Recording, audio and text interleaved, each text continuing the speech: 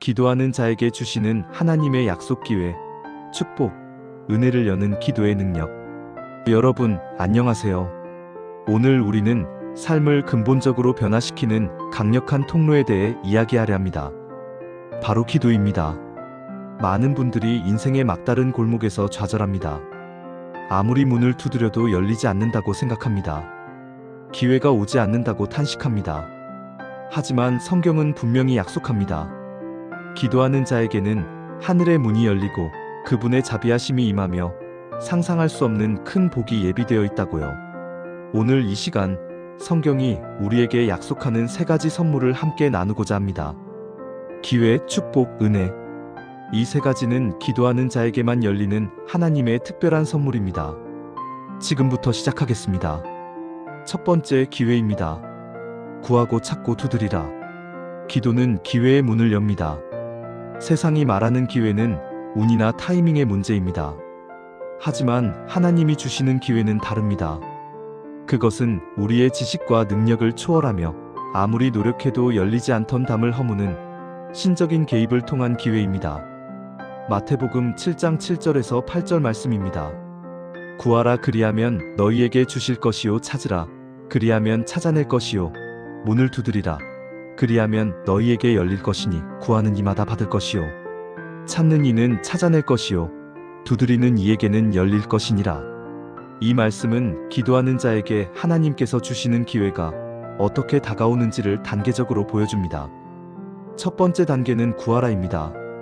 이것은 가장 기본적인 요청입니다. 우리가 필요로 하는 것을 인정하고 하나님께 도움을 요청하는 행위입니다. 이것이 기회의 첫 단추입니다. 수동적으로 앉아서 기다리는 것이 아니라 먼저 하나님께 간절히 간구하는 것입니다. 두 번째 단계는 찾으라입니다. 이것은 단순히 구하는 것을 넘어선 능동적인 노력을 의미합니다. 이는 하나님의 뜻이 무엇인지, 그분이 예비하신 기회가 어디에 있는지 영적으로 그리고 현실적으로 구별하려는 갈망을 담고 있습니다. 무작정 달라고 떼쓰는 기도가 아니라 하나님, 당신의 계획 속에 있는 나의 기회는 무엇입니까? 하고 탐구하는 기도입니다. 세 번째 단계는 두드리라입니다. 이것은 가장 적극적인 행위이자 끈기와 인내를 요구하는 기도의 정점입니다. 문이 한번 두드린다고 즉시 열리지 않을 때가 있습니다. 상황이 막혀 있고 장애물이 가로막을 때 우리는 낙심하지 않고 문이 열릴 때까지, 즉 하나님의 기회가 임할 때까지 포기하지 않고 굳건하게 믿음으로 나아가는 태도를 보여야 합니다. 이 두드림의 행위 속에서 우리는 절망이 변하여 희망이 되는 기적적인 기회를 얻게 됩니다. 하나님은 우리의 절박한 두드림을 외면하지 않으시고 가장 적절한 때에 문을 활짝 열어주십니다. 한 청년의 이야기를 나누고자 합니다. 이름을 요셉이라고 부르겠습니다. 그는 수십 곳의 회사에 지원했지만 모두 탈락했습니다. 전공을 살린 좋은 직장을 원했지만 현실은 아르바이트로 생계를 이어가는 것이었습니다. 왜 나에게만 기회가 오지 않는? 그는 매일 밤 자책하며 좌절했습니다. 어느 날 교회에서 들은 말씀이 그의 마음을 뒤흔들었습니다. 두드리는 이에게 열릴 것이니라. 목사님의 설교가 그의 가슴에 박혔습니다. 하나님은 한 번의 노크로 포기하는 것을 원치 않으십니다. 문이 열릴 때까지, 응답하실 때까지 끊임없이 문을 두드리는 끈기와 간절함을 보기 원하십니다. 요셉은 자신의 기도가 얼마나 형식적이었는지 깨달았습니다. 그는 그저 하나님, 좋은 직장 주세요라고 한번 구하고는 응답이 없자 곧바로 낙심했던 것입니다. 그는 그날부터 변했습니다. 매일 새벽마다 일어나 간절히 기도했고 성경을 읽으며 하나님의 계획을 찾기 시작했습니다. 아르바이트 현장에서도 최선을 다했습니다. 하나님, 이 아르바이트도 하나님이 주신 기회라면 여기서 최선을 다하는 것이 저의 기도입니다. 그는 이렇게 고백했습니다. 어느 날 요셉이 일하던 작은 서점에 한 신사가 다가왔습니다. 그 신사는 몇 주 동안 요셉을 관찰해왔다고 했습니다. 손님들에게 책을 추천하는 모습, 정리하는 모습, 틈틈이 성경을 읽는 모습을 지켜보았다고 했습니다. 알고 보니 그 신사는 출판사 대표였습니다.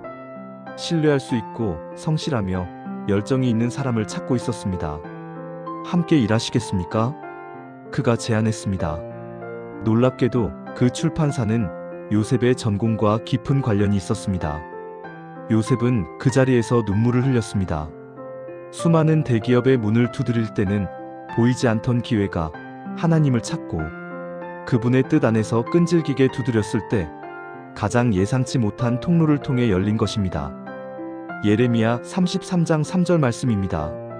너는 내게 부르짖으라 내가 내게 응답하겠고 네가 알지 못하는 크고 은밀한 일을 내게 보이리라. 기도하는 자는 단순히 눈앞의 문제를 해결받는 것을 넘어 하나님의 크고 은밀한 계획을 경험하게 됩니다. 우리의 지혜와 경험으로는 도저히 알 수 없는 상상을 초월하는 하나님의 기회를 얻게 되는 것입니다. 기회는 우리를 기다리는 것이 아닙니다. 우리가 간절히 기도할 때 창조되는 것입니다. 두 번째, 축복입니다. 받은 줄로 믿으라. 기도는 완전한 축복을 가져다 줍니다. 세상의 축복은 물질적 풍요나 명예에 한정됩니다. 하지만 하나님이 주시는 축복은 다릅니다. 영혼의 평안, 마음의 안정, 모든 지각에 뛰어난 평강을 포함합니다.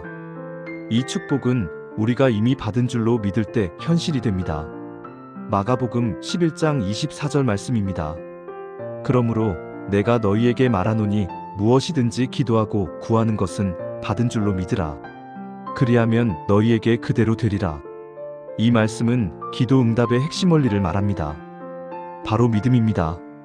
우리가 하나님께 무엇이든지 기도하고 구했을 때 그 응답이 당장 눈에 보이지 않더라도 이미 그것을 받은 것처럼 확신하는 믿음이 필요합니다.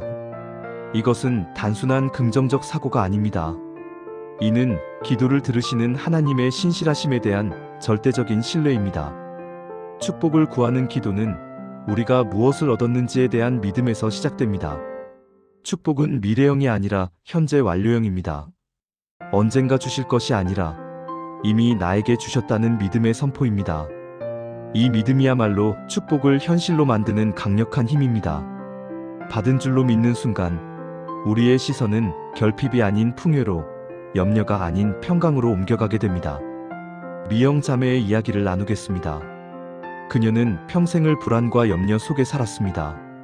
경제적인 문제와 자녀 교육 문제로 인해 매일 밤 잠을 이루지 못했고 그 불안은 결국 건강까지 해치기 시작했습니다.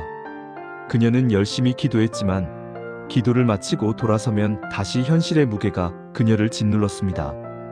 그녀의 기도는 무엇을 구하는 데 머물렀을 뿐 받은 줄로 믿는 단계까지 나아가지 못했던 것입니다.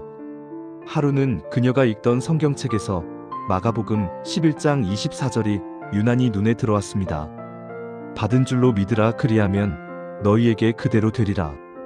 그녀는 자신의 기도가 항상 간구에만 머물렀고 확신이 없었다는 것을 깨달았습니다. 그녀는 그날부터 믿음의 선포를 기도의 핵심으로 삼았습니다. 하나님, 저의 재정 문제를 해결해 주세요. 대신 감사합니다 하나님. 당신이 이미 저와 저희 가정에 필요한 모든 재정의 축복을 부어주셨음을 믿습니다. 저의 마음을 평강으로 채우셨음을 믿습니다. 이렇게 기도하기 시작했습니다. 현실의 장벽은 여전히 높았지만 그녀의 마음은 놀랍도록 평안해지기 시작했습니다. 염려가 사라지자 밤잠을 잘 수 있었고 건강도 회복되었습니다. 이 평안은 단순한 심리적 위안이 아니었습니다. 모든 지각에 뛰어난 하나님의 평강이었습니다. 불안함이 사라지자 그녀는 침착하게 현실을 분석할 수 있는 지혜를 얻었고 작은 일에도 감사할 줄 아는 긍정적인 마음을 갖게 되었습니다. 이 평강의 축복은 주변 사람들에게도 영향을 미쳤습니다. 늘 불안해하던 그녀가 평온해지자 남편과 자녀들도 안정을 찾았습니다. 얼마 후 그녀는 전혀 예상치 못했던 통로를 통해 큰 재정적 도움을 받게 되었습니다. 과거에 자신이 무심히 베풀었던 작은 친절이 잊고 있던 지인을 통해 놀라운 도움으로 돌아온 것입니다. 이 축복은 그녀가 염려하던 방식대로 오지 않았지만 하나님이 주시는 평강과 지혜를 통해 그녀의 삶 전체가 축복의 통로로 바뀐 결과였습니다.